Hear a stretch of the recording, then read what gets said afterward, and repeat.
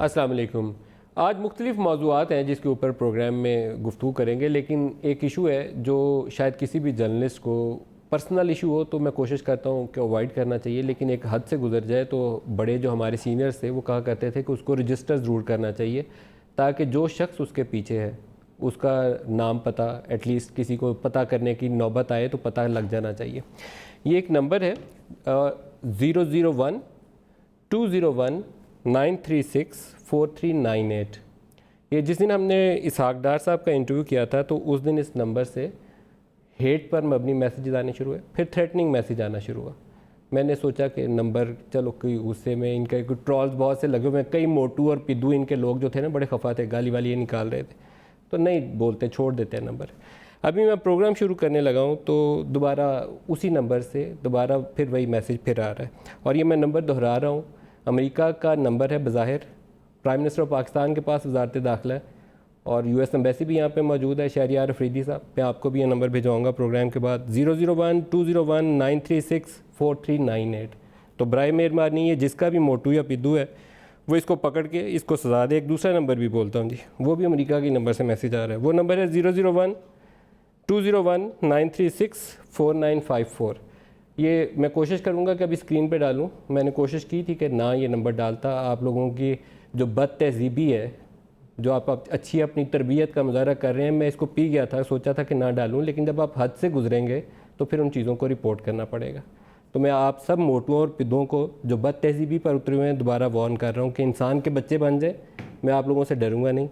جو شخص پاکستان کی اکانومی کی تباہی کا ذمہ دار ہے اس کا یہاں پورا بتاؤں گا کہ کیوں اور کس نے تباہی کی. کوئی خوف نہیں ہے, دوبارہ تجربہ کسی نے کرنا ہے تو ضرور کرے. اس کا جواب یہیں انہی پروگراموں میں لائیو ایکچوئل نمبرز سرکاری اعداد و شمار کے ساتھ دوں گا. اور کسی نے دھمکی میں اس بیان دینے کی ہمت ہے تو خود سامنے آ جائے. اگر ہے تو آ جائیں سامنے, کسی کے پیچھے چھپ کے یہ نامناسب حرکتیں ہیں جو آپ کر رہے ہیں. آپ خوف زدہ نہیں ہوں گا میں آپ سے. وہ ایک ہوتے تھے اسٹیو جابس, آج کل بعض لوگوں کو لوگ کہتے ہیں اسٹیل جابس, کہ انہوں نے جاب چروا لی ہیں لوگوں کی, جاب اپرچونیٹیز چھین کے لے گئے ہیں. تو اگر آپ کے یہی کارکردگی رہی تو مجھے یہاں بولنا پڑے گا کہ آپ لوگوں نے کیا کام کیا ہے. آپ کی ان دھمکیوں سے مرعوب ہو کے میں ڈر کے پیچھے نہیں بیٹھوں گا. دوبارہ آپ بھیجیے میسیج, اس کے اوپر بھی آپ کو یہیں سے لائیو پروگرام میں جواب دوں گا. آج جو دو موضوعات ہم نے چنے ہیں, پرائم منسٹر آف پاکستان کا انٹرویو ہے جی بی بی سی کے ساتھ, نیو یارک ٹائمز کے ساتھ, فورن میڈیا کے ساتھ ہے, اور اس کے علاوہ اکانومی کے اوپر ایک انٹرنیشنل مانیٹری فنڈ کی رپورٹ آئی ہے. دونوں کو ڈسکس کرنے کے لیے اسلام آباد اسٹوڈیوز میں ہمارے ساتھ ہیں پاکستان کے سابق وزیر داخلہ اور پلاننگ کمیشن کو بھی ہیڈ کرتے رہے احسن اقبال صاحب. احسن صاحب خوش آمدید کہتا ہوں. اس کے علاوہ ہم پروگرام میں سلمان شاہ صاحب کو جو پاکستان کے سابق وزیر خزانہ ہیں ان کو بھی شامل کریں گے اور ان سے بھی پوائنٹ آف ویو لیں گے. پہلے عمران خان سے سٹارٹ کرتے ہیں کیونکہ ان کا بی بی سی کا انٹرویو بہت اہم ہے, اور عمران خان صاحب نے پرائم منسٹر آف پاکستان نے جیش محمد سمیت ان تنظیموں کو کنٹرول کرنے کے حوالے سے کیا بات کی, پہلے وہ دکھاتا ہوں. دکھائیے گا جی. We already dismantling the organizations as we speak. Including Jaish. Including Jaish. We have taken over their madrasas, their the organizations they ran. This is the first serious effort that is being taken to disarm the militant groups. It is in our interest that we do not have any militant groups here anymore. دوسرا ان کا بیان جو تھا وہ کشمیر کے حوالے سے تھا, وہ بھی دکھا دیں. The Kashmir issue cannot keep on boiling like it is, because anything happening in Kashmir through a reaction to the oppression which is taking place in Kashmir, it will be palmed off on Pakistan. We would be blamed, and tensions would rise as they have arisen in the past. So if we can settle Kashmir, the benefits of peace are tremendous in the subcontinent. Bharat نے کوئی حرکت کی تو جواب دینا پڑے گا. دکھائے گا. Pakistan would have no choice but to respond. So in that situation, two nuclear armed countries, I just felt that it was very irresponsible. یہ تو پرائم منسٹر آف پاکستان کا رسپانس ہے. ہیلری کلنٹن جو امریکہ کی سابق وزیر خارجہ ہیں, انہوں نے انہی آرمڈ گروپس کے حوالے سے ایک انٹرویو دیا تھا, وہ بھی میں آپ کو دکھانا چاہوں گا. پھر احسن صاحب سے پوچھیں گے کہ ہم نے ان سے اب نبٹنا کیسے. دکھائے گا ہیلری کلنٹن نے کیا کہا تھا. We also have a history of kind of moving in and out of Pakistan. I mean, let's remember here, the people we are fighting today, we funded 20 years ago. And we did it because we were locked in this struggle with the Soviet Union. They invaded Afghanistan. and we did not want to see them control Central Asia, and we went to work. And it was President Reagan, in partnership with the Congress, led by Democrats, who said, you know what, sounds like a pretty good idea. Let's deal with the ISI and the Pakistani military, and let's go recruit these mujahideen, and let's get some to come from Saudi Arabia and other places, importing their Wahhabi brand of Islam so that we can go beat the Soviet Union. And guess what? They retreated. They lost billions of dollars, and it led to the collapse of the Soviet Union. So there's a very strong argument, which is, it wasn't a bad investment to end the Soviet Union, but let's be careful what we sow because we will harvest. So we then left Pakistan. We said, okay, fine, you deal with the stingers that we've left all over your country. You deal with the mines that are along the border. And by the way, we don't want to have anything to do with you. In fact, we're sanctioning you. So we stopped dealing with the Pakistani military and with ISI, and we now are making up for a lot of lost time. जहाद Afghanistan के दिनों में America और पूरा western world उस अफ़गान जहाद को support करने के लिए और इन तमाम मुजाहिदीन को एम्ब्रेस करने के लिए मौजूद था और पाकिस्तानी सरज़मीन को लॉन्च पैड के लिए इस्तेमाल किया गया। उसके बाद हमें उसकी सज़ा मिली जब अमेरिका सैंक्शंस लगाकर सोवियत यूनियन टूटा, ये तो चले गए और हमें सज़ा भुगतने के लिए छोड़ दिया। और वो जो हिलरी क्लिंटन कह रही हैं कि ये स्टिंगर विंगर जो हम छोड़ रहे हैं ख़ुद भुगतो, ये बहुत बड़ा चैलेंज था जिसमें हमें वो छोड़कर निकल गए। तो उन्होंने अपने फॉरेन पॉलिसी गोल्स अचीव कर लिए और पीछे पाकिस्तान था जिसको इस तमाम चीज़ से निपटना था। तो एक लेसन है हिस्ट्री का, आज जिस सिचुएशन को हम फेस कर रहे हैं वो लेसन ये है कि पाकिस्तान को अपने मफाद से बालातर होकर कोई ऐसा काम करना ही नहीं चाहिए जिससे हमारी अपनी सोसाइटी के ऊपर लॉन्ग टर्म ऐसे मनफी असरात मुरतब हों कि पूरी सोसाइटी, पूरा माशरा रेडिकलाइज हो जाए। एहसन इकबाल साहब जो मेरे पास आज मेहमान हैं, ये ख़ुद विक्टिम है। इसी इलेक्शन कैंपेन के अंदर इनके ऊपर गोली चलाई गई और इनकी फैमिली बैकग्राउंड बहुत से लोग इससे वाकिफ़ होंगे। एक मजहबी किस्म की फैमिली है, इनकी वालिदा, उनका एक रोल था। तो अगर ये भी निशाना बन सकते हैं तो फिर कोई भी निशाना बन सकता है। ये उसी हेट मॉन्गरिंग का नतीजा था। आज प्राइम मिनिस्टर ऑफ पाकिस्तान भी कह रहे हैं जी एहसन साहब, और ख़ुद फ़ौज के सरबराह भी इसका इजहार कर चुके हैं कि हमें इन तंजीमों को कम्प्लीटली पाकिस्तानी सरजमीन से ख़त्म करना है। आपके ख्याल में इट्स अ गुड अपॉर्चुनिटी, यहाँ से आगे बढ़ा जा सकता है? देखिए नदीम साहब, जैसे आपको मालूम है कि नेशनल एक्शन प्लान जब बनाया गया था उसका महवर यही था कि अब पाकिस्तान के लिए इससे बड़ी वेकअप कॉल नहीं हो सकती जब हमारे अपने बच्चे स्कूल के अंदर इस बेदर्दी के साथ इंतहा पसंदी का निशाना बने। और उसमें हमने अल्हम्दुलिल्लाह बड़ी हद तक जो एक इब्तदाई कामयाबियाँ थीं वो हासिल की। इसकी मिसाल ऐसे मैं दूंगा जैसे कैंसर है। कैंसर के अंदर जब आप ट्रीट करते हैं तो पहला मरहला होता है कि जो ट्यूमर्स हैं उनको आपने सर्जरी करके साफ़ करना है, निकालना है, जिस्म से तमाम ट्यूमर्स को निकालना है। दूसरा मरहला होता है कि आप उसे केमोथेरेपी देते हैं ताकि ब्लड के अंदर कोई ट्रेसेस हैं, सेल्स हैं, उनको भी आप साफ़ कर लें, उसकी रिकरेंस ना हो। और फिर तीसरा मरहला होता है कि जो मोर प्रिवेंटिव होता है, एक हेल्दी लाइफस्टाइल का है, ताकि आप दोबारा इस साइड पे ना पड़ें। तो मैं समझता हूँ कि हमें जो मौका मिला, हमने अपने दौर में, चूँकि ये बेकाबू हो चुकी थी सारी सूरत हाल, इब्तदा में ऑपरेशन अज़ब के ज़रिए, रद्दुल फसाद के ज़रिए, और एक बड़ा जो उसका अहम पहलू है, इससे पहले जितने हमारे ऑपरेशन होते थे हम अमेरिका की तरफ देखा करते थे कि जी कोलिशन सपोर्ट फंड मिलेगा, $100 खर्च किए हैं तो $100 आएंगे तो $100 आगे चल पड़ेंगे। हमने ये कमिटमेंट की कि चूँकि ये हमारा अपना मुल्क है, दहशत गर्दी और इंतहा पसंदी से निपटना हमारा अपना चैलेंज है, हम अपने वसाइल से निपटेंगे। और हुकूमत ने सिक्योरिटी के इदारों को, फ़ौज को जो भी वसाइल दरकार थे, अपना पेट काटा या जैसे भी किया हमने वो फराहम किए। उससे अल्हम्दुलिल्लाह हमें कामयाबी हासिल हुई। अब जो अगला मरहला है वो एक बहुत अहम है जिसमें कि नेशनल इंटरनल सिक्योरिटी पॉलिसी जो हमने बनाई थी उसका ताल्लुक़ है डी रेडिकलाइजेशन के साथ। उसका ताल्लुक़ है कि जहाँ पर कहीं ये ग्रुप्स रह गए हैं जो कि उस वक्त जो अपोजिशन थी, हमारी जो अपोजिशन थी, वो इनकी पुश्त के ऊपर खड़ी थी, वो हमें इनके ख़िलाफ़ प्रोसीड करने नहीं देते थे। आपके सामने फैज़ाबाद का वाक़या है, मैं इंटीरियर मिनिस्टर था, इमरान खान साहब और इनकी पूरी जमात जो धरना दे रहे थे, लोग उनके साथ खड़ी थी, उनको खाने फराहम कर रही थी।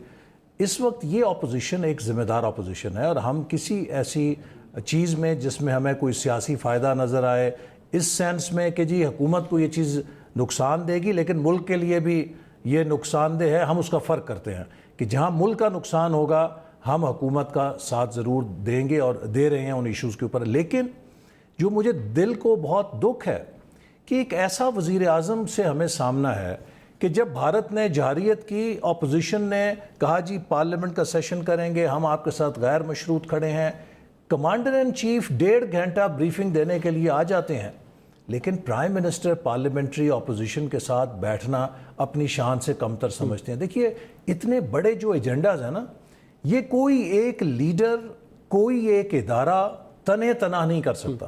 اچھا, اس کو 2 حصوں میں کر لیتے ہیں. ایک تو پرائم منسٹر کا رسپانس کیا ہونا چاہیے. میرے خیال میں انہیں اپوزیشن جماعتوں کو ساتھ لے کر ایک یکجہتی کا پیغام دینا چاہیے اور پرائم منسٹر کو اس پروسیس کو لیڈ کرنا چاہیے. جب قائد ایوان بن گئے ہیں تو اب بن گئے ہیں, اس میں احسن اقبال سے بھی ڈیل کرنا پڑے گا, شہباز شریف سے بھی کرنا پڑے گا, دونوں سے کرنا پڑے گا.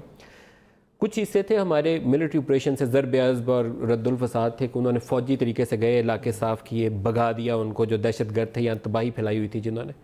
اب کچھ وہ حصہ ہے جو مائنڈ سیٹ کی جنگ ہے جس کو آپ کو جیتنا ہے, جو ایکسٹریمزم کی طرف مائل گروپ ہیں جس کا آپ نشانہ بنے, جس کا کوئی اور نشانہ بن سکتا ہے, اس کے اوپر اب کیسے قابو پایا جائے. دیکھیں نا, اس پہ اگر آپ کسی وقت نیشنل انٹرنل سیکیورٹی پالیسی کا ڈاکومنٹ دیکھیں جو ہم نے 2018 اور 2023 کے لیے تیار کیا تھا تمام سٹیک ہولڈرز کے ساتھ مل کے, اس میں سیکیورٹی کے ادارے, انٹیلیجنس کے ادارے, GHQ, سول ادارے, صوبائی حکومتیں, اس میں جو پولیٹیکل لیڈرشپ تھی, اسٹینڈنگ کمیٹیز تھیں جو انٹیریئر کی اور لا اینڈ آرڈر سے ریلیٹڈ, ہماری پیش رفت اس پہ ابھی تک اچھی نہیں ہے, اس میں کچھ بھی نہیں ہے. وہ ہم چونکہ آخری وقت ہماری حکومت کا تھا جب وہ اپروو ہو گئی تھی, اور ہمیں توقع تھی کہ جو اگلی حکومت ہے اس کو ٹیک اوور کرے گی اور اس کے اوپر فل فلیجڈ عمل درآمد کرے گی. یہ جو باتیں آپ کر رہے ہیں یہ اب اگلا چیلنج ہے کہ ہم نے لوگوں کے ذہن کیسے صاف کرنے ہیں, ہم نے وہ کون سی سماجی اصلاحات کرنی ہے, وہ کون سی تعلیمی اصلاحات کرنی ہے, وہ کون سی نظام عدل کی اصلاحات کرنی ہے, وہ کون سی ہم نے کرمنل جسٹس سسٹم کو اسٹرینتھن کر کے اس کا سیف گارڈ کرنا ہے. تو یہ تمام جو ایک سوشو پولیٹیکل یا اکنامک اور لیگل ریفارم کا پیکج ہے جس سے کہ ہم ان تمام چیزوں کو روک سکتے ہیں اور ایک صحت مند معاشرے کی طرف جا سکتے ہیں, یہ اس کے اندر موجود ہے. اور میں کہوں گا حکومت کو پھر کہ اس نیشنل انٹرنل سیکیورٹی پالیسی کے ڈاکومنٹ کو اگر یہ منوان امپلیمنٹ کریں تو ہم اس مصیبت سے ہمیشہ کے لیے نکل سکتے ہیں. جیش محمد, فلاح انسانیت فاؤنڈیشن, جماعت الدعوہ, یہ FATF کی بھی ڈیمانڈ ہے, امریکہ بھی مطالبہ کر رہا ہے, اور ادھر سے بھارت والے جو ہیں وہ پوری دنیا میں ہمارے خلاف لابنگ کر رہے ہیں. اس چیلنج سے کیسے نپٹے؟ دیکھیں نا, بات یہ ہوتی ہے کہ جب آپ کوئی چیز وقت کے اوپر نہیں کرتے تو جسے کہتے ہیں نا کہ بعد میں گنڈے بھی کھانے, جوتے بھی کھانے اور وہی کام کرنا. 2016 میں جب ہمارے اپنے پرائم منسٹر کہہ رہے تھے کہ ہمیں یہ کام کرنے چاہیے, اور نواز شریف صاحب, اگر آپ ڈان لیکس دیکھیں اس کے اندر کیا تھا, آج جتنے ایکشنز ہم کر رہے ہیں یہی تھے نا. وہ یہ کہتے تھے کہ بھئی میں جہاں پر جاتا ہوں پاکستانی نیریٹو کوئی نہیں سن رہا, اور ہمارے دوست ملک ہیں, دوسرے ملک ہیں, ہر کوئی ایک ہی بات کر رہا ہے کہ آپ یہ جو پرانا کچرا ہے اس سے جان چھڑائیں, اس کو صاف کریں, اپنے ملک کو آگے لے کے جائیں, اقتصادی ترقی کی طرف چلیں. تو یہی باتیں تھیں. اگر ہم نے اس وقت ان کو دل جمی کے ساتھ اڈاپٹ کیا ہوتا تو آج شاید ہم دنیا میں بہت نیک نامی کما چکے ہوتے, لیکن ہم نے اسے حکومت کے خلاف ایک غداری کا سرٹیفکیٹ بنا لیا. اور پھر آپ نے دیکھا کہ عملاً آج آپ وہ پڑھ لیجئے, سٹوری نکال لیں, ایک ایک ایکشن جو سٹوری کے اندر لکھا تھا آج ہم اسے خود کر رہے ہیں اور بین الاقوامی دباؤ کے تحت کر رہے ہیں. سو میرے کہنے کا مقصد ہے کہ بیٹر لیٹ دین نیور. ہم یہ نہیں چاہتے کہ کس نے کیا کیوں کیا. ابھی بھی میں یہ کہوں گا, آپ کو اگر مڑ کر دیکھیں ڈان لیکس کے اوپر, آپ نے ابھی کہا کہ اس سٹوری کا ایک ایک لائن پڑھ کے دیکھ لیں تو وہ جو ایکشن اس وقت کہے گئے تھے وہی آج ہم انٹرنیشنل دباؤ پہ کر رہے ہیں. ڈان لیکس کا واقعہ پٹھان کوٹ کے بعد ہوا تھا. ایک ہماری ہسٹری ہے جس میں اسٹیبلشمنٹ اور سویلین گورنمنٹ میں ہمیشہ مسٹرسٹ رہتا ہے. نواز شریف کی سیاست کا رائز بھی اسی مسٹرسٹ کے نتیجے میں ہی ہوا تھا. کیا وہ موقع نہیں تھا کہ مل کے دونوں آگے چل لیتے؟ کیا اس کو اخبار میں چھپوا کے کسی کو امبیرس کر کے جنگ جیتی جا سکتی تھی؟ نہیں جیتی جا سکتی. وہ تو ایک افسوسناک ہے کیسے ہوا یا کس بات پہ اخبار میں لیک ہوا, لیکن بات اخبار میں آپ کو میں کسی کو بلیم نہیں کر رہا, لیکن آپ کو لگا نہیں کہ وہ ایک اپروچ نامناسب ہوگی جس سے ایک کنفرنٹیشن والی فضا پیدا ہوگی؟ یہ نہیں ہونی چاہیے تھی, اور دس اپلائز آن بوتھ سائڈس. دونوں کو میں تو یہ سمجھتا ہوں ندیم, میری یہ دونوں ایک دوسرے کے لیے ہیلپنگ اینڈ بنیں گے تو جان بنے گی, طاقت بنے گی. میری یہ کنسیڈرڈ اوپینین ہے کہ ایک یہ آپ اکتوبر 2017 کا اخبار اٹھا لیں، سب سے بڑی سرخی ہے میری بحیثیت وزیر داخلہ کہ کچھ عناصر ہیں جو پاکستان کو حکومت اور فوج کے درمیان محاذرائی کرا کے ڈی اسٹیبلائز کرنا چاہتے ہیں، اور وہ سی پیک کو سیبوٹاج کرنا چاہتے ہیں، اور وہ اس ملک میں تبدیلی لانا چاہتے ہیں حکومت کو اور فوج کو لڑا کے۔ یہ بات میں نے اکتوبر 2017 میں کہی تھی، اور آئی آنیسٹلی بلیو کہ ایک لارج مینوور ہوئی جس کا مقصد تھا سی پیک کو روکنا اور پاکستان کی اکنامی جو ٹیک آف ہو رہی تھی اس کو رپچر کرنا، اور اس میں جو گیم تھیوری کے ذریعے وہ کرتے ہیں، ہم بھی اس کا اعلی کار بن گئے، ہماری اسٹیبلشمنٹ بھی اس کا اعلی کار بن گئی، اور ہم نے بگ پکچر نہیں دیکھی، اور آج پاکستان ایک دلدل میں دھنسا ہوا ہے۔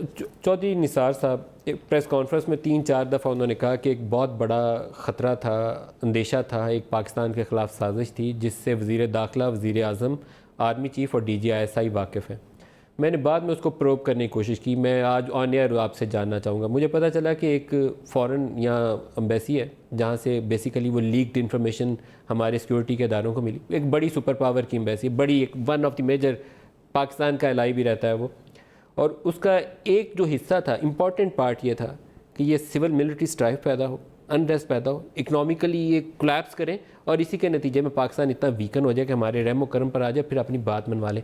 مجھے لگا کہ آپ کی حکومت کے اندر موجود ایلیمنٹس بھی جو تھے اس پروسیس کا حصہ بن گئے، وہ جسے وہ موٹو گینگ کہتے تھے نا، گالیاں نکالنا بڑا مزے سے ہے، میں کھڑا ہو کے کہوں کون ہو بھائی تم فوج والے، تمہاری ایسی تیسی چھوڑیں گے نہیں، لیکن جب آپ ایسی لڑائی والی کیفیت میں آئیں گے تو انٹرنلی ہم ویک ہو جائیں گے۔ اس وقت یکجہتی چاہیے تھی، یکجہتی نہیں دکھائی۔ میں آپ سے 200% اتفاق کرتا ہوں، اور یہ جیسے میں نے آپ سے پہلے کہا کہ جو بھی ملک کے اندر حالات ہوئے ہیں، جو چینج لائی گئی ہے، سو کالڈ چینج، یہ میں نے جو سوال پوچھا اس صحیح کانٹیکس میں پوچھا نا، میں نے کچھ لوگوں کا نام گول کر دیا درمیان میں۔ دیکھیں میں یہ بات آپ کو ضرور کہہ سکتا ہوں کہ میرے علم میں ہے وہ چیز، اس چیز کا مقصد یہ تھا کہ پاکستان کو ایک بہت ولنریبل اسٹیٹ بنایا جائے، اور اس کے بعد کچھ کارروائی کی جائے پاکستان کے خلاف جو بہت مہلک ہو سکتی تھی۔ میں اس سے زیادہ نہیں کہنا چاہتا، لیکن اللہ کا شکر ہے کہ وہ نوبت نہیں آئی، اور ہمارے جو تمام ادارے تھے ملک کے، سیکیورٹی کے اور سول حکومت، یہ نہیں کہ ہماری بالکل جنگ تھی۔ میں سمجھتا ہوں کہ آخری 1 سال کے اندر 10 مہینوں میں نیشنل سیکیورٹی کمیٹی کی ریکارڈ میٹنگز ہوئی ہیں۔ اس حکومت کے دور میں 8 مہینے میں اتنی میٹنگز نہیں ہوئیں جتنی ہم نے آخری 8 مہینے میں کی، اور کوشش کی کہ جس حد تک گورنمنٹ سپورٹ کر سکتی ہے اس انڈرسٹینڈنگ کو وہ کرنا چاہیے، لیکن شاید میں بھی اس وقت یہ تھوڑا لیٹ ہو گیا تھا۔ یہ بات اب میں ضرور کہوں گا کہ پاکستان کے جو چیلنجز ہیں، دوبارہ میں دہراؤں گا، کوئی وزیر اعظم، کوئی ایک ادارہ، کوئی شخصیت تنہ تنہا ان کو نہیں نپٹ سکتی۔ ہم جس چیلنج میں اب مبتلا ہیں، ہمیں پازیٹیو سینرجی کے ساتھ چلنا ہے۔ اس حوالے سے نواز شریف صاحب نے ایک بہت پہلے بات کی تھی مساق پاکستان کی، لیڈر آف اپوزیشن شہباز شریف صاحب نے بات کی تھی مساق معیشت کی، charter of economy. Chief justice نے ابھی جو کھوسا صاحب ہیں حال ہی میں ایک بات کی کہ نیشنل گورننس کا ایک کوئی چارٹر ہو۔ یہ سب تقریباً باتیں ملتی جلتی ہیں کہ تمام سٹیک ہولڈر۔ جسٹس آصف کھوسا کا جو انوگریشن کے اوپر سٹیٹمنٹ ہے وہ ایز اے پالیسی سٹیٹمنٹ ہمیں اڈاپٹ کر لینا چاہیے، اس کے اندر بہت سارے ایشوز ایڈریس کیے ہیں انہوں نے۔ تو یہ ایک بڑی انسائٹ فل باتیں ہیں کہ اس ملک کو اگر آگے لے کے جانا ہے تو آپ کے سامنے، اب جب ہم حکومت میں آئے 2013 میں، دیکھیے آپ کو یاد ہوگا کہ شہباز شریف صاحب کے بیانات ابھی بھی میڈیا چلاتا ہے کہ آصف زرداری صاحب کے بارے میں کتنے شدت سے انہوں نے سڑکوں پہ گھسیٹوں گا، پیٹ پھاڑ دوں گا۔ اچھا، ہم نے بڑا ڈیبیٹ کیا۔ اب یہ 2 رائے تھیں کہ کیا ہم اس احتساب کے ایجنڈے کو پورا کریں یا ہم ان وعدوں کو پورا کریں جو ہم قوم سے کر کے آئے ہیں۔ ہم نے کہا جی بجلی پوری کریں گے، جو بڑا ایک اپہل ٹاسک ہے۔ اس لیے زرداری صاحب کو سڑکوں پہ گھسیٹنے کا فیصلہ آپ نے مؤخر کر دیا۔ ہم نے جب اپنا مینڈیٹ دیکھا، ہمارا مینڈیٹ سپلٹ تھا۔ اگر آپ نے دہشت گردی کا مقابلہ کرنا ہے تو آپ کو تمام صوبائی حکومتوں کو ساتھ لے کے چلنا ہے۔ اگر آپ نے ملک کی معیشت اور انرجی کے مسئلے کو حل کرنا ہے تو تمام صوبوں کا تعاون اس میں بھی چاہیے۔ تو ہم نے یہ کہا کہ اس وقت جو پہلی ترجیح ہے وہ ملک کے اندر کولیبریٹیو گورننس کی ہے۔ ہم بجائے اس ایجنڈا میں محتاج ہو جائیں، گرفتار ہو جائیں کہ جو ہمیں آپس میں لڑا دے اور ملک کے اندر ٹیمپریچر کو اوپر لے جائے، ہم اس پلیٹ فارم پہ کام کریں کہ جہاں، اب آپ مثال دیکھیے، تھر کے اندر 70 سال سے کوئلہ پڑا تھا پاکستان کے پاس. یہ اتنا بڑا ذخیرہ ہے کہ ایران اور سعودی عرب کے تیل کی جو مجموعی انرجی ویلیو ہے اتنا تھا. پیپلز پارٹی کی حکومت رہی 5 سال, وہ کچھ نہیں کر سکی, ٹھیک ہے نا.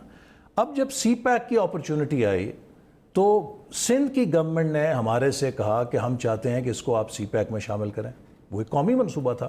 ہم نے اس کو, میں کئی میٹنگز میں چیمپئن کیا فائنینسنگ کے لیے, اور ہم نے اس کو پرائم منسٹر نواز شریف نے چیمپئن کیا, اور ہم نے اس کے لیے فائنینسنگ سیکیور کی, اور چائنیز ٹیکنالوجی آئی.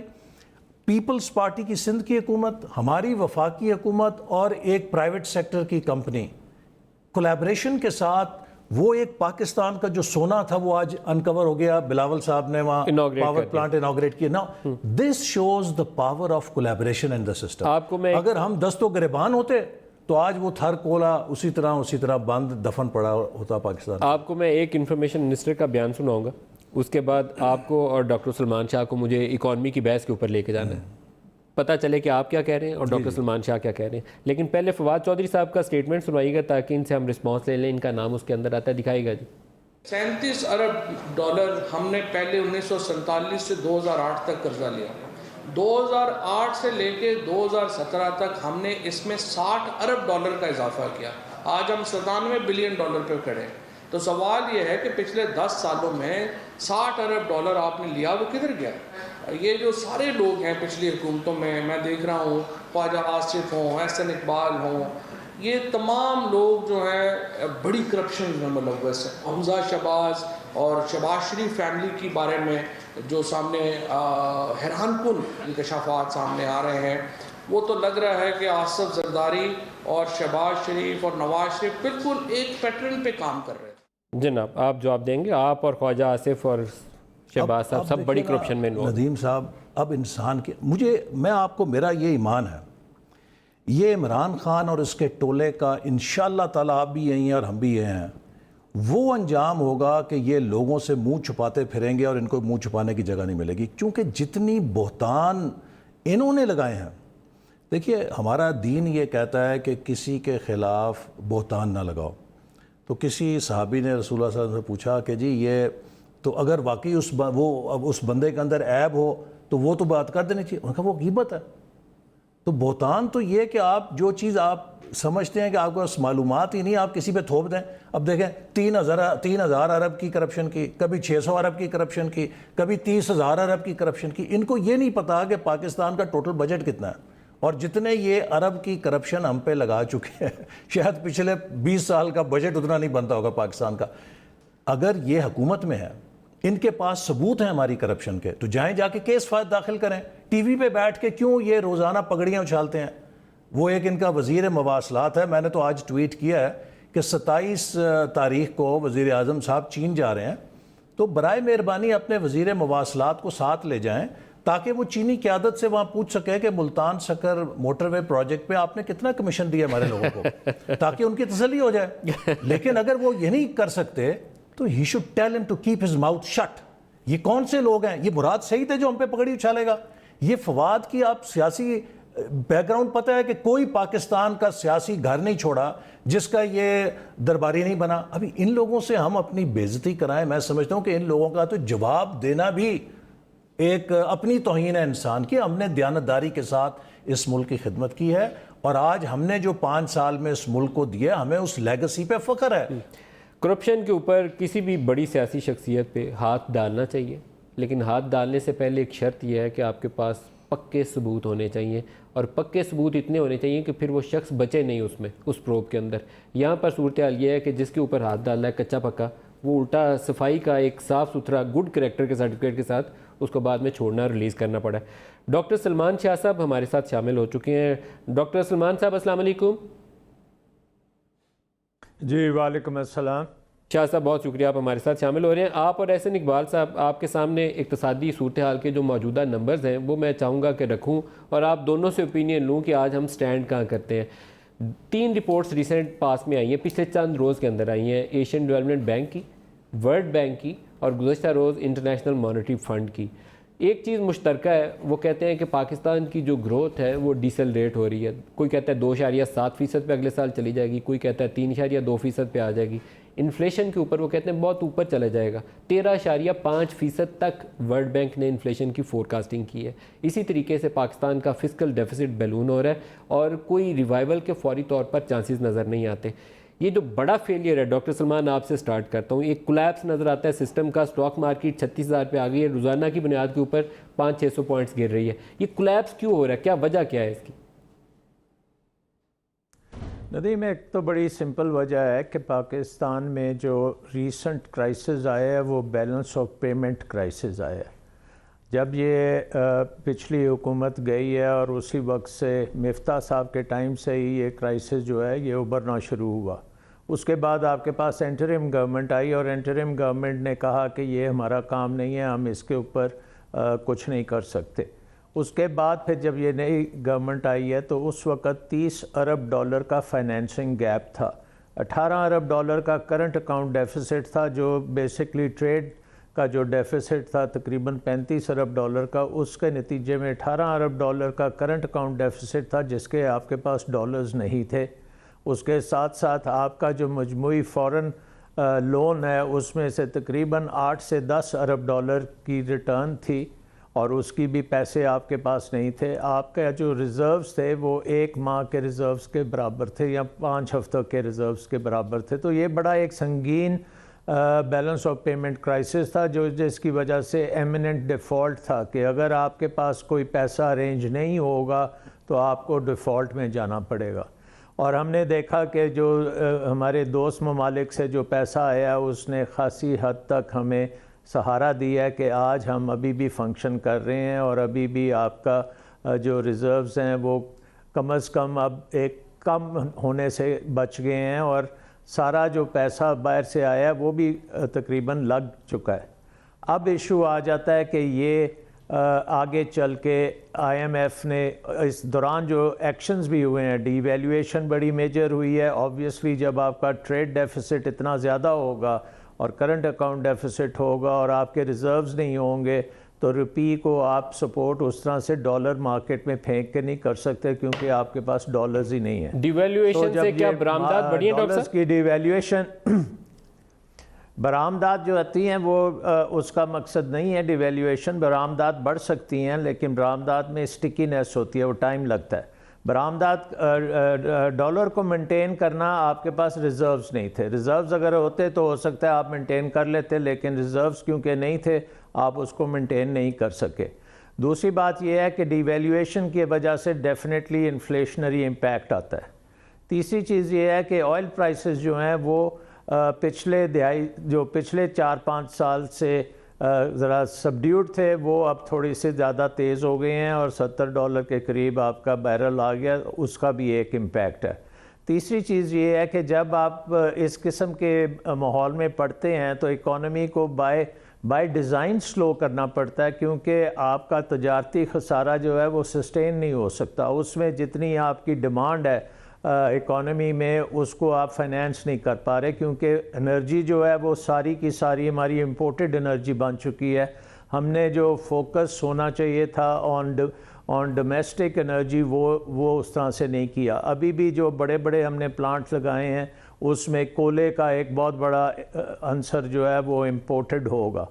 اس کے ساتھ ساتھ آپ واٹر کے اوپر آپ نے نہیں کام کیا، سولر کے اوپر آپ نے اس طرح سے نہیں کیا. دوبارہ آپ کی طرف آتا ہوں. سو انرجی جو ہے جی دوبارہ آپ کی طرف آتا ہوں میں. انرجی جو ہے وہ بہت ہی ایکسپینسو رہی ہے. سٹیپ بائی سٹیپ لے کے چلتے ہیں اس کو. آپ کے خیال میں احسن صاحب یہ جو کولیپس نظر آیا ہمیں گروتھ ریٹ کا، انفلیشن اوپر چلی گئی، فسکل ڈیفیسٹ بڑھ گیا، ٹیکس ریونیو میں تقریباً 450-500 روپے شارٹ فال لگ رہی ہے، کیا ہوا ہے یہ؟ دیکھیے ندیم، بڑا اچھا ہے کہ لوگوں کو سمجھنا چاہیے یہ کرائسس شروع کہاں سے ہوا. ہماری اکانومی 3% کے اوپر تھی 2013 میں.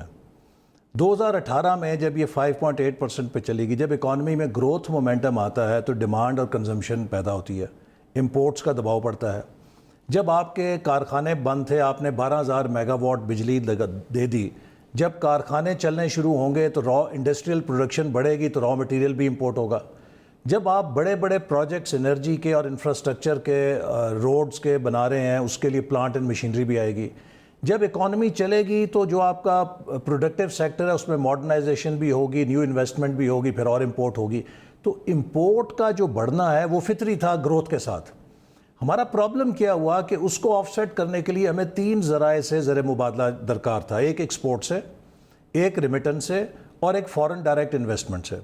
اب ہماری ایکسپورٹس جو ڈپریس چل رہی تھیں باوجود چونکہ ہمارے توانائی نہیں تھی، ہمارے لا اینڈ آرڈر کا مسائل تھے، جب وہ ٹھیک ہونا شروع ہوئے، حکومت نے پیکج بھی دیا تو 7 کوارٹر لگاتار ہماری ایکسپورٹ پہ کر رہی تھی. ریمیٹنس ہماری 19-20 ارب ڈالر کے اوپر سٹیبل تھی.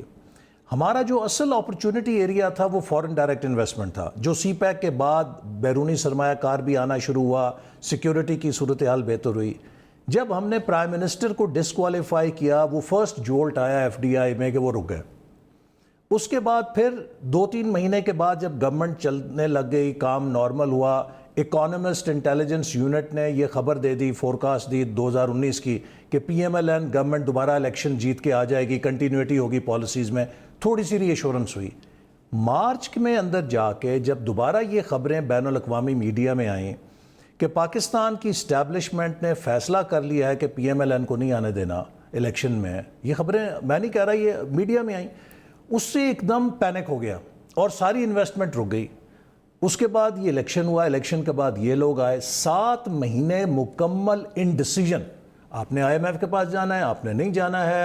اچھا، پھر دوسری بات ندیم یہ ہوتی ہے کہ economy is 50% structure and 50% sentiment. جنوری 2018 میں ورلڈ بینک کہہ رہی تھی، یہ جنوری 2018 کی آپ رپورٹ نکالیں، فورکاسٹ فار ساؤتھ ایشیا، کہ پاکستان 2019 اور 20 میں 6% سے گرو کر رہا ہے. کیا ان کو ہمارے بیلنس آف پیمنٹ کا نہیں پتا تھا؟ کیا انہیں ہمارے قرضوں کی صورتحال کا نہیں پتا تھا؟ یہ ورلڈ بینک میں کوئی جاہل تو نہیں بیٹھے، پوری دنیا کا ڈیٹا ان کے پاس ہے. ان کی فورکاسٹ تھی کہ پاکستان 6% پہ پوائزڈ ہے. کیوں؟ وہ ایک مومنٹم تھا، ایک سینٹیمنٹ تھا جس کے اوپر ہم گرو کر رہے تھے. جب ہم نے اپنے ہاتھوں سے اس سینٹیمنٹ کو توڑ دیا، اب آپ کا مجھے ایک مثال دیں، ہمارا اپنا وزیر خارجہ جب دنیا کو یہ کہے کہ فلاں تاریخ سے فلاں تاریخ کے درمیان پاکستان پہ حملہ ہو سکتا ہے، میں اگر انویسٹر ہوں، میرا دماغ خراب ہے کہ میں اس ملک کے اندر انویسٹمنٹ کروں گا جہاں پہ انٹرنیشنل حملہ ہونے والا ہے. یہ جو اس حکومت کے فیصلے تھے بغیر سوچے سمجھے، انہوں نے سینٹیمنٹ تباہ کر دیا. پھر آپ جہاں جاتے ہیں corruption, money laundering, corruption, money laundering. ملک کے اندر میں ایک مثال دیتا ہوں، میاں منشا پاکستان کا سب سے بڑا شاید بزنس مین ہے. آج اس کو ہم جس طرح بے عزت کر رہے ہیں، جس طرح وہ نیب کے آگے رسوا ہو رہا ہے، اداروں کے آگے لگا ہوا ہے، اسی طرح آپ کراچی چلے جائیں، جو بڑے بڑے بزنس مین ہیں جو ہم نے ان کا حشر کر دیا ہے، میں سمجھتا ہوں کہ ان لوگوں کو میڈل دینا چاہیے کہ یہ پاکستان میں بیٹھے ہوئے ہیں. شاہ صاحب، ایک سوال جو ہے وہ کافی آج کل ڈسکس ہوتا ہے، وہ یہ ہے کہ ہم نے روپے کو 143 تک پہنچا دیا. انٹرسٹ ریٹ جو تھے، پالیسی ریٹ اسٹیٹ بینک کا، وہ ہم ڈبل کر کے 10.75 پہ لے گئے. کیا یہ اچھے سوچے سمجھے منصوبے کے تحت ہوا ہے، یا ہم نے آئی ایم ایف کو ٹائملی اگر فائنلائز کر لیتے تو شاید اس پینک سے بچا جا سکتا تھا؟ ہم نے گروتھ ریٹ کو جتنا کمپرومائز کر لیا ہے، اس وقت گروتھ ریٹ ہاف ہو گئی ہے، انفلیشن 3 ٹائم انکریز کر گئی ہے، اور آپ کی فسکل ڈیفیسٹ اتنی بیلون کر گئی ہے کہ آپ کے پاس ڈیولپمنٹ کے لیے بھی پیسہ باقی نہیں بچا. نہیں، آئی تھنک ندیم بات یہ ہے کہ ہمیں ایک قسم کا امنیزیا ہے، کیونکہ احسن اقبال صاحب کو بھی یاد ہوگا کہ 2016 میں جب ہمارا آئی ایم ایف پروگرام ختم ہوا تھا لاسٹ والا، تو اس وقت کرسچیان لگارڈ پاکستان آئی تھیں اور انہوں نے یہاں پہ آ کے بہت انٹریکٹ کیا تھا گورنمنٹ کے ساتھ، اور ایک میسج انہوں نے یہ دیا تھا کہ آپ نے آئی ایم ایف کا پروگرام بڑے اچھے طریقے سے پورا کر لیا ہے، لیکن اصل کام اب شروع ہوا ہے، کیونکہ آپ کو ریفارمز چاہیے.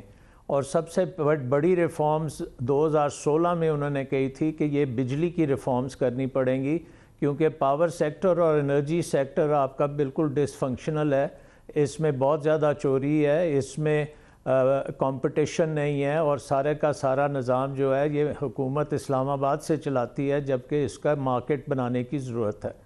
دوسری بات انہوں نے کہی تھی کہ آپ کے پاس بہت اچھی اپرچونٹی ہے کہ آپ اپنا ایف بی آر کو ریفارم کریں اور ایک اچھا نظام بنائیں جس میں لو ٹیکسز ہوں اور ہائی ٹیکس نیٹ بڑھایا جائے اور آسان طریقے سے، کیونکہ آپ کے پاس ٹیکس دینے ایز آف پیئنگ ٹیکسز آپ 170 نمبر پہ ہیں، تو اس کو آپ ٹھیک کریں۔ تیسری چیز انہوں نے کہی تھی کہ آپ کا انویسٹمنٹ کلائمیٹ بہت خراب ہے، کیونکہ آپ کی ایز آف ڈوئنگ بزنس ٹھیک نہیں ہے، کاسٹ آف ڈوئنگ بزنس بہت ہائی ہے، اور اس کے اوپر بھی عمل کریں۔ لیکن اس وقت 2016 میں ایک کام بھی جو ریفارم کا کرنے والا تھا وہ بھی نہیں ہوا، اور زرداری صاحب کے ٹائم میں تو 5 سال وداؤٹ ریفارمز گئے ہیں، اس میں بھی آپ نے کسی قسم کی ریفارم نہیں کی۔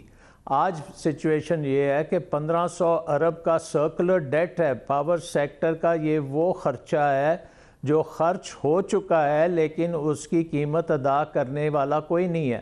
الٹیمیٹلی یہ یہاں تو ٹیکس پیئر دے گا اور یہاں پھر یہ آپ کا صارف دے گا۔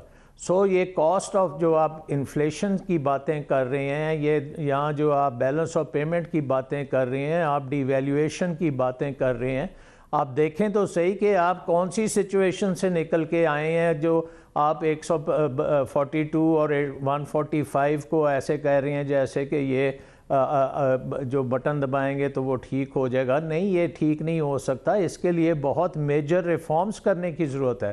اور اگر یہ گورنمنٹ جو ہے پی ٹی آئی کی گورنمنٹ، اگر اس نے بھی ریفارمز نہ کی، اگر اس نے بھی بجلی کا نظام ٹھیک نہ کیا، اگر اس نے بھی ایف بی آر کا نظام ٹھیک نہ کیا، اگر اس نے بھی investment as of doing business ٹھیک نہ کی، انویسٹمنٹ کلائمیٹ ٹھیک نہ کیا، اسی نے بھی ادارے جو ہیں ان کو ٹھیک نہ کیا، تو یہ مسئلے چلتے رہیں گے، یہ اسی طرح بلون ہوتے رہیں گے۔ یہ کچھ نمبرز ہیں، میں آپ کو کچھ نمبرز پڑھ کے بتانا چاہتا ہوں ڈاکٹر صاحب، میں کچھ نمبرز آپ کو پڑھ کے بتانا چاہتا ہوں۔ کچھ نمبرز بڑے امپورٹنٹ ہوتے ہیں، اس میں ایکسپورٹ کا نمبر سر فہرست ہے۔ میرے خیال میں جو پاکستان مسلم لیگ نواز کا 5 سال کا دور تھا، اگر مجھے ایک آئٹم انہیں بتانا ہو کہ یہاں آپ ناکام ہو گئے مکمل طور پر، تو میں انہیں ایکسپورٹس کہوں گا کہ ایکسپورٹس میں آپ مکمل ناکام ہو گئے۔ روپے کے اوپر کنٹروورسی تھی، ایکسچینج ریٹ کے اوپر، کہ ڈاکٹر اسحاق ڈار صاحب جو تھے ان کی فکسیشن ہے کہ 104 سے اوپر روپیہ ہی نہیں جانے دینا، چاہے ہمارا ایکسٹرنل سیکٹر پورا خراب ہو گیا۔ روپے کو ہم نے ڈیویلیو کیا مفتاح اسماعیل صاحب سے سٹارٹ کر کے، کیئر ٹیکرز نے ایڈجسٹمنٹ کی، موجودہ حکومت نے کی، 104 سے 143 صفر، اور نتیجہ میں اب آپ کو بتانے لگا ہوں۔ یہ 1 جولائی سے لے کر 30 مارچ تک کے اپ ڈیٹڈ ایکسپورٹ کے اور امپورٹس کے نمبر ہیں۔ ہماری جو ٹوٹل برآمدات ہیں پاکستان کی during the month of March over March, میں آپ کو پہلے بتانے لگا ہوں، مارچ 2019 میں ہوئی ہیں جی 1979 ملین ڈالرز، 1.979 بلین ڈالرز، ارب ڈالر ہو گئے، اور پچھلے سال اسی مدت میں یہ تھیں 2.27 بلین ڈالرز۔ تو مارچ اوور مارچ 11% ڈکلائن کر گئے ہم، مارچ اوور مارچ 11% ڈکلائن کر گئے ہیں، تو کچھ اسٹریٹجی کے اوپر غور بھی کرنے کی ضرورت ہوتی ہے۔ اسی طریقے سے 9 مہینے کا کمولیٹیو اکٹھا نمبر اٹھا لیں، جولائی ٹو مارچ 17.083 ارب ڈالر کی پاکستان سے برآمدات ہوئی ہیں، اور پچھلے سال اسی مدت میں کمپیریبل پیریڈ، یہ ایپل ٹو اورنجز نہیں کر رہا، کمپیریبل پیریڈ لے رہا ہوں، پچھلے سال اسی مدت میں تھی 17.064۔ اضافہ کتنا ہے؟ آپ سب لوگوں کو جو پالیسی میکرز ہیں ان کے لیے لمحہ فکریہ ہونا چاہیے، 0.11%، 0.11%۔ Where is the benefits? دیکھیں نا، بات یہ گین کدھر ہے؟ نہیں ندیم، یہی بات ہے کہ آپ کو اپنی اکانومی کے سٹرکچر کو سمجھنے کی ضرورت ہے۔ ہماری اکانومی کی ایکسپورٹ کا دار و مدار ڈی ویلیویشن پہ نہیں ہے، اس لیے کہ 60 to 70% را مٹیریل آپ امپورٹ کرتے ہیں، جو ہی آپ ڈی ویلیویشن کرتے ہیں ادھر آپ کی جو کاسٹ آف پروڈکشن ہے اس میں اضافہ ہو جاتا ہے۔ دوسرے، آپ کا جو تمام پورٹ فولیو ہے وہ کموڈٹی نیچر کا ہے، جو ہی آپ ڈیویلیویشن کرتے ہیں، جو آپ کا بائر ہے وہ کہتا ہے لاؤ بھی میرا ڈسکاؤنٹ نکالو، تمہیں تو اتنا وہاں پہ ڈیویلیویشن ہو گئی ہے۔ ہمارا ایکسپورٹر کوئی تقریباً ادھر ہی رہتا ہے، ڈیویلیویشن ہو یا نہ ہو۔ انہوں نے بغیر سوچے سمجھے کہ اس کے معیشت پہ کیا اثرات ہوں گے، پتہ نہیں کون سے وہ دانشور حضرات تھے، خود IMF ہمیں کہتا تھا کہ 120-22 از اے فیئر ویلیو فار روپی، ان کے بقول جب ہم بہت اوور ویلیو تھے۔ یہ تو 143-45 تک لے جانا واز سوسائڈل۔ اور اسی طرح آپ نے جیسے شروع میں کہا کہ انٹرسٹ ریٹس اب ہم نے اتنے بڑھا دیے ہیں کہ کاسٹ آف ڈوئنگ بزنس ملک کے اندر ناممکن ہو جائے گی۔ اب انہوں نے جو ریفارمز کی بات کی، یہ نہیں کہ ہم نے ریفارمز کو ٹچ نہیں کیا، آفٹر آل FBR کی جو ٹیکس کلیکشن تھی 2 ٹریلین سے تقریباً 4 ٹریلین ہوئی दुगना उसमें इजाफा हुआ। जो ईज़ ऑफ डूइंग बिजनेस है, वर्ल्ड इकोनॉमिक फोरम की जो रिपोर्ट है, उसमें आखिरी 2 सालों में पाकिस्तान ने सिग्निफिकेंट गेंस किए। कंपैटिटिवनेस रिपोर्ट के अंदर हम ऊपर जाना शुरू हुए थे। लेकिन मैं आपके सामने कुछ ज़रा फिगर्स पेश करना चाहता हूँ, और ये वो फिगर्स हैं पूरी कौम को सोचने की ज़रूरत है। 1999 में पाकिस्तान की पर कैपिटा इनकम थी $625। इंडिया की पर कैपिटा इनकम थी $440, यानी कि हम तकरीबन $200 इंडिया से 99 तक ऊपर थे। बांग्लादेश 397।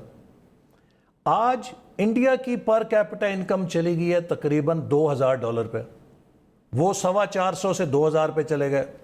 बांग्लादेश 397 से $1700 पे चला गया, और हम जो इन सबसे आगे थे 625 पे, हम अभी इस डिवेल्यूएशन के बाद कोई 1640 से गिर के 1350 पे आ गए। अब मुझे ये बताएं आप नदीम कि इन 20 सालों में इंडिया और बांग्लादेश ने ऐसा कौन सा तीर चलाया है कि जिससे वो हमें फलांग के आगे चले गए? सिर्फ एक चीज़, stability and continuity of policy. Shah साहब, इसका आपसे भी जवाब चाहूँगा। जी, बात यह है कि आप देखें कि मोदी साहब ने पिछले 3 सालों में 130 पोजीशन थी ग्लोबल कम्पिटिटिवनेस इंडेक्स की इंडिया की, आज वो 40 नंबर पे पहुंच गई है। सो आप इमेजिन करें कि कितनी ज़्यादा उसने रिफॉर्म्स किए हैं। और पाकिस्तान की जो है आज भी हम 130 132 पे बैठे हुए हैं। रिफॉर्म्स किसी ने नहीं की। ये बिल्कुल गलत बात है कि रिफॉर्म्स हुई हैं। ना बिजली की रिफॉर्म्स की हैं। 1500 अरब का सर्कुलर डेट आपके सामने है। इतना बड़ा कुआं है जो पूरी कौम को नज़र आ रहा है। टैक्स के पूरे कौम चीख रही है कि ये टैक्स वाले क्या कर रहे हैं। आप बिज़नेस कम्युनिटी, टेक्सटाइल एक्सपोर्टर्स से पूछें कि क्या वजह है कि उनकी एक्सपोर्ट्स नहीं थी। सबसे महंगी बिजली थी, सबसे महंगी गैस थी, और ऊपर से आपकी एक टेररिज्म की भी वेव थी। यहाँ पे कोई आने को भी तैयार नहीं था। वो काम अभी भी है, लेकिन अब कम से कम ये गवर्नमेंट ने ये किया है कि बिजली उसको कम्पेटिटिव रेट्स पे कर दी है, और गैस उनको कम्पेटिटिव रेट्स जो इंडिया और बांग्लादेश के हैं उसके मुकाबले में की है। और अब जो इन्फॉर्मेशन आ रही है कि हेमटेक्स में बहुत अच्छे ऑर्डर्स मिले हैं, और अब दोबारा पाकिस्तान ने जो कस्टमर्स लूज़ किए थे वो वापस आपको मिलने आ रहे हैं। बट ये पॉइंट नहीं है। पॉइंट असल में ये है, डॉक्टर साहब, टैक्स क्यों नहीं इकट्ठा हो रहा? आप आगे 450 अरब का टैक्स। एक लाइटर नोट पे सवाल कर लूं। एक बात डॉक्टर साहब, एक सवाल कर लूं मैं आपसे कि आपके पास आपकी गुफ्तगू सुन के मेरा दिल चाह रहा है सवाल करूं कि हल्फ कब उठा रहे हैं। वो 1 महीने 5 हफ्ते के हों तो आप अपने रुपए को सपोर्ट नहीं कर सकते। ये इम्पॉसिबल है, क्योंकि आप ना तो डॉलर छाप सकते हैं और आप डॉलर्स बोरो करते रहे हैं, लेकिन अब वो बोरोइंग भी आपकी खत्म हो गई है। एहसन साहब आपसे सवाल पूछना चाहते हैं सर।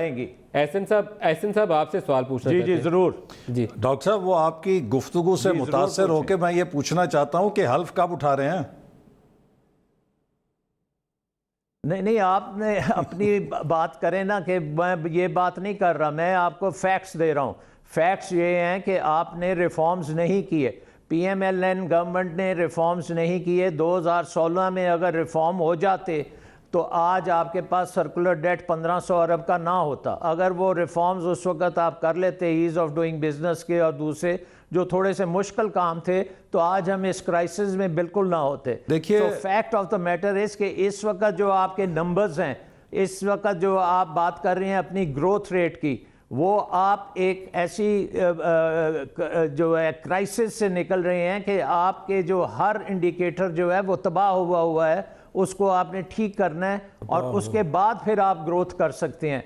ये कि अगर आपके पास अनलिमिटेड कैपेसिटी हो डॉलर्स प्रिंट करने की, तो डेफिनेटली आपको मसला नहीं होगा। लेकिन राइट नाउ तो आपके पास डॉलर है ही नहीं है। आप कहाँ से वो नहीं, देखिए, मैं फिर डॉक्टर साहब की बात से इख्तिलाफ करूंगा कि कोई रिफॉर्म नहीं किया। आफ्टर ऑल कुछ तो हमने किया ना कि मुल्क की इकॉनमी 3% से 5.8% पे उठ के आ गई। मैं आपको अपनी बात नहीं कर रहा। जनवरी 2018 वर्ल्ड बैंक की रिपोर्ट निकालें, वो पाकिस्तान को 6% पे पिच कर रहा था कि पाकिस्तान 2019 और 20 में 6% से ग्रो करेगा। کیا ورلڈ بینک کے اندر اکانومسٹ نہیں بیٹھے؟ ان کے پاس ہمارا ڈیٹا ہم سے زیادہ ہے. وہ سینٹیمنٹ تھا جس کے اوپر ہم پاکستان کو لے آئے تھے. انہوں نے جو پاکستان کا سینٹیمنٹ خراب کیا ہے, بزنس کی جو انوائرمنٹ خراب کر دی ہے, اور جو اب یہ کاسٹ آف ڈوئنگ بزنس کہتے ہیں, آپ مجھے بتائیں کہ بھی ہاؤسنگ سکیم ہے 12-14% جب آپ کا انٹرسٹ ریٹ ہوگا, کون سی بینک ہے جس کی فائنینسنگ کی کاسٹ ایک عام آدمی برداشت کر کے ہاؤسنگ کا لے لے گا؟ اگر آپ 12-14% پہ نہیں دیں گے, اس کو ڈسکاؤنٹ کریں گے, کہاں سے سبسڈی لے کر آئیں گے؟ آپ کے پاس ہے پیسہ؟ اور سب سے بدترین جو ندیم اس وقت صورتحال ہے, انہوں نے ہماری حکومت کو ڈی سٹیبلائز کرنے کے لیے جو ماحول بنایا, نیب, سپریم کورٹ, بلا بلا بلا. اقتصادی بحران سے بڑا اس وقت بحران پاکستان میں ایڈمنسٹریٹو پیرالسس ہے. کسی منسٹری میں, کسی دفتر میں کوئی افسر 2 آنے کا دستخط کرنے کے لیے فائل پہ تیار نہیں ہے. وہ کہتا ہے جی میں اپنی پینشن جو ہے وہ نیب میں وکیلوں کو کھڑا کرنے کے لیے کیوں خرچ کروں, نہیں ہوتا نہ ہو, میں تو اپنی جان بچاؤں. اس وقت پاکستان کو انہوں نے ایک کمپلیٹ ڈس فنکشنل اکانومی بنا دیا ہے. ایک طرف سینٹیمنٹ ختم ہو گیا, دوسری طرف ایڈمنسٹریشن کے اندر انیشیٹو لینے کی کوئی صورت نہیں, اور تیسرا یہ لوگ جو بیٹھے ہیں ان کو کوئی ویژن نہیں ہے کہ اکانومی کیسے چلتی ہے.